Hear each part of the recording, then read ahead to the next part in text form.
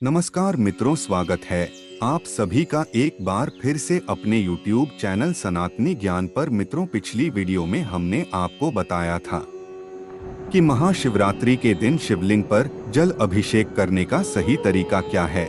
मित्रों, हम आशा करते हैं कि पिछली वीडियो से जरूर आपको कुछ न कुछ ज्ञान अवश्य ही मिला होगा। मित्रों, यदि आप हमारे चैनल पर पहली बार आए हैं तो कृपया चैनल को सब्सक्राइब कर लीजिए व बेल आइकन को प्रेस करके उसका नोटिफिकेशन भी ऑन कर लीजिए। तो चलिए मित्रों, शुरू करते हैं आज की वीडियो। मित्रों, आज भी हम ऐसे समाज में जी रहे हैं जो आज भी पुरुष प्रधान है। आज भी जब लड़की का जन्म होता है तो अधिकतर घरों में निराशा छा जाती है।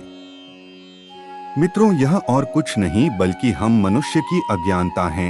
हम सब लड़की को तुच्छ समझते हैं, परंतु आपको जानकर हैरानी होगी कि लड़की का जन्म हर किसी के घर में नहीं होता है, बल्कि उसी के घर में होता है जो भाग्यशाली होते हैं और जो अपने जीवन में पुण्य कर्म करते रहते हैं।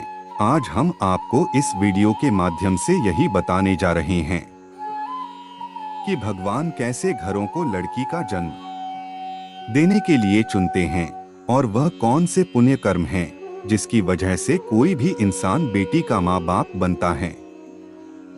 मित्रों, एक बार भगवान श्री कृष्ण से अर्जुन पूछते हैं कि हे माधव, किन कर्मों के कारण किसी के घर पुत्री धन की प्राप्ति होती है, अर्थात कैसे घरों में बेटियों का जन्म होता है।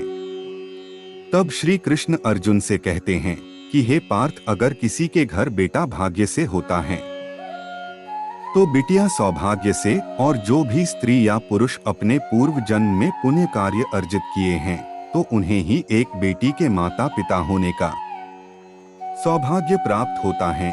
बेटियों के जन्म के लिए उन्हीं घरों को चुना जाता है जो बेटियों का भार सहन कर सके, क्योंकि तीनों लोकों में स्त्री अर्थात बेटियां ही ऐसी होती हैं जिसका भार हर कोई सहन नहीं कर सकता।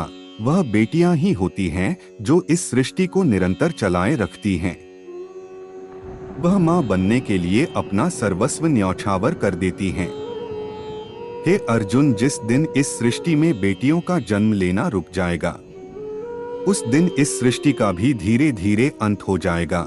मित्रों, भगवान श्री कृष्ण की इन बातों पर गौर किया जाए तो उनका कहा बिल्कुल सही है, क्योंकि बेटियां अगर नहीं होगी तो किसी का भी वंश आगे नहीं बढ़ सकता। दोस्तों, आपने भी कई लोगों को कहते सुना होगा कि जिस घर में बेटी का जन्म होता है वह घर स्वर्ग के समान होता है, क्योंकि बेटा तो केवल एक कुल को रोशन करता है, बेटियां तो दो कुलों को रोशन करती हैं। माता पिता के घर वह बेटी के रूप में अपने उत्तरदायित्व का निर्वहन करती हैं, तो ससुराल जाकर एक बहू के रूप में सारे कर्तव्यों का पालन करती हैं।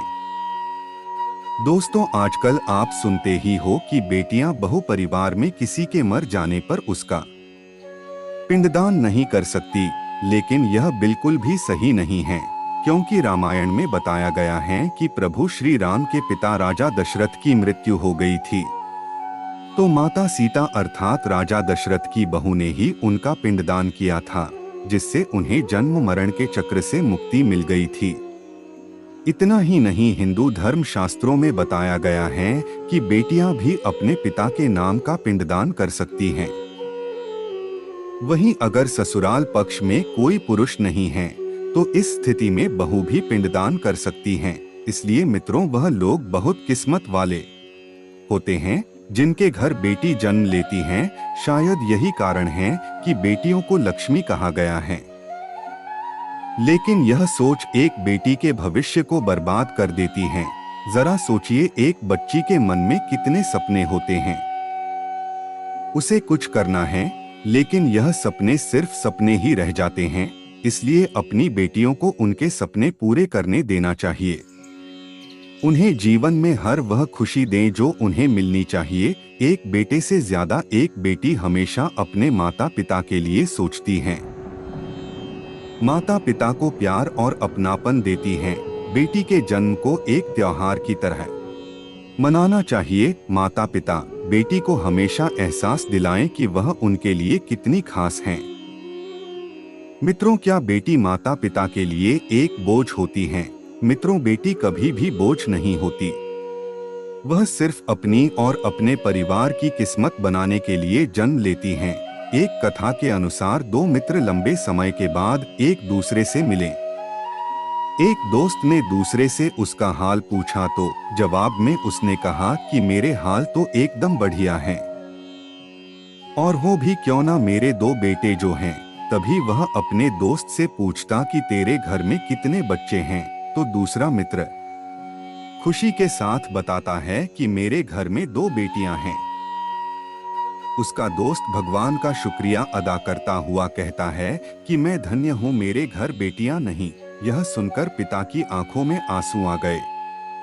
तभी उसकी बेटी पिता के मित्र से कहती है कि अंकल, भगवान हमेशा भाग्यवान को ही बेटी देते हैं, कभी मानसिक रूप से गरीब को बेटी के रूप में माता लक्ष्मी नहीं देते हैं।